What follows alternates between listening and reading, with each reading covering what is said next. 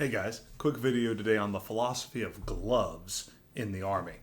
So there's a whole bunch of different brands, and we tend to, especially us infantry guys, all of us are inherently a little bit of a gear obsessed dudes. Even the ones that aren't still kind of are. You know, we like the cool stuff, the Gucci gear, and the culture that goes into it. That's why dudes spend $400 on a pair of cry pants, even though they're nice, but they're not $300 more than another pair of pants nice.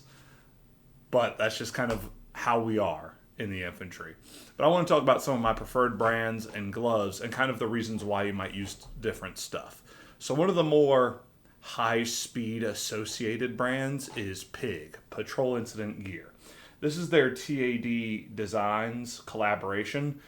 A lot of people like these because it's single, it's super thin, minimal dexterity or maximal dexterity is retained.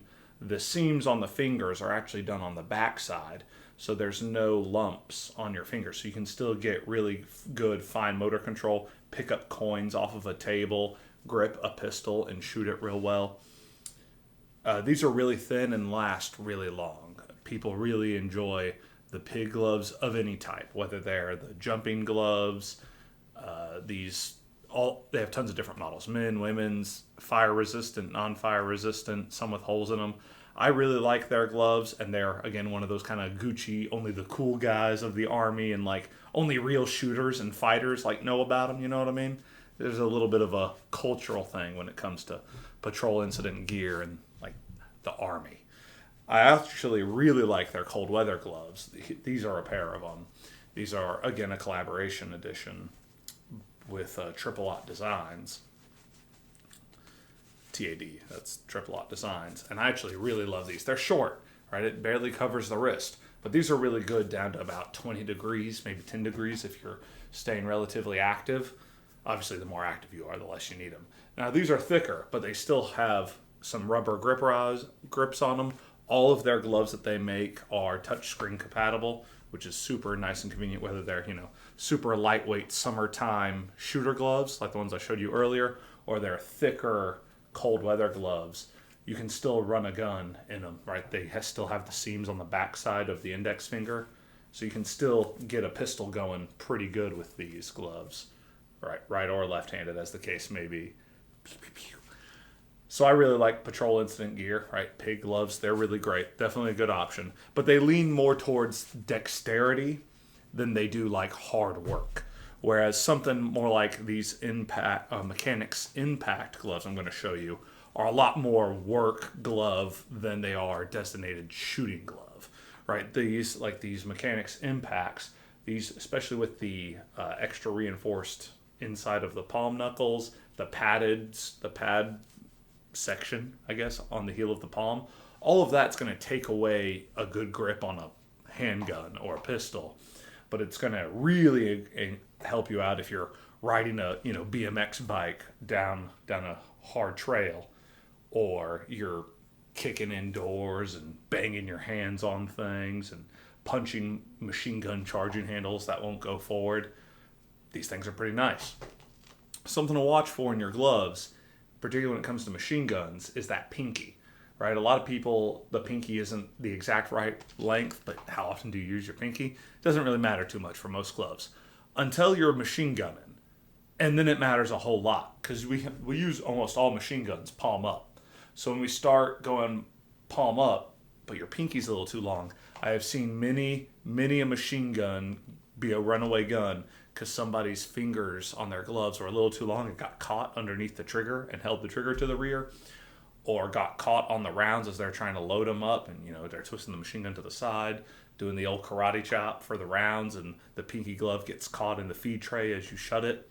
That happens a lot. So if you're going to be a machine gunner, you need to make sure that the pinky on that glove is tight to your pinky, that there's not a lot of extra material. I know that's a weird thing, but for me, my experience is an ill-fitting pinky means you can't use that glove for machine gun work at all. It is, if it's not tight to that pinky, the gun's gonna get you. Now, Another brand, keeping with mechanics, because they're everywhere and kind of cheaper at this point, especially compared to something like Pig, which are, again, not bad, but gloves are consumable products. And us, E4, E5 baller on a budget, poor dumb grunts, we ain't got a lot of money to spend. So these mechanics vents are, just even thinner. Now these also, you can see your skin in them, so these aren't going to protect you much at all from much of anything, but they're super thin. You can see that there's seams on the index finger, so that's something to contend with, right? Now that doesn't really affect me too much for handgun work, at least not these thinner mechanics vent models. These are still really nice and still have a really good trigger finger and like gusseted knuckles, right? You can see that. They have gusseted knuckles, which is really nice. Again, all the Pigs have that as well. It just kind of depends on what you're using them for. I like mechanics and Pig in particular. They seem to fit well. They tend to have a little bit of a pinky swell for me.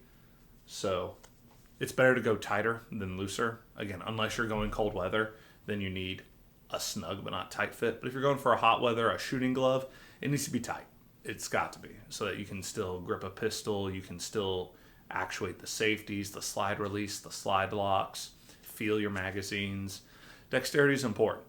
And unfortunately, high dexterity means not a lot of protection and not a lot of padding or insulation material. So, the colder it gets, the less likely you're going to be able to run a gun at, your maximal, normal, nice fair weather gun range speeds, dude. Anyway, a few thoughts. There's a whole lot of other brands. Again, the tougher and thicker they are, the harder it'll be to do more dexterous work, more pistol stuff, pick up coins, play on your phone, random little things like that. But the tougher they are, the less likely you're going to bang your hands up if you're running machine guns or grabbing hot stuff or building random walls and picking up logs and carrying people down a half-exploded mountain while outrunning mortar fire. So, what's your mission? Pack and act accordingly.